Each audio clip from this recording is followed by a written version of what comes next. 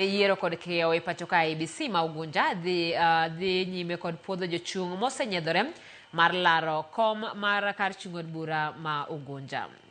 E odiechieng' mar ariyo mar chenrono, jochung' mopuodhi osingo mar biro tayo kampen gi kwe kendo nyiso jopiny mondo kik giyie ti kodgi kod josiasa e nyayo koko.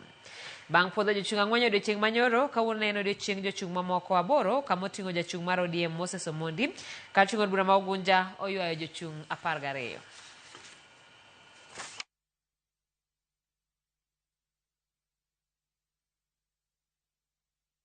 Kaka gine office manyien wakwayo ni mondo process mondo ging'e kaka nyalo bedo free and fair ni kila ng'ato.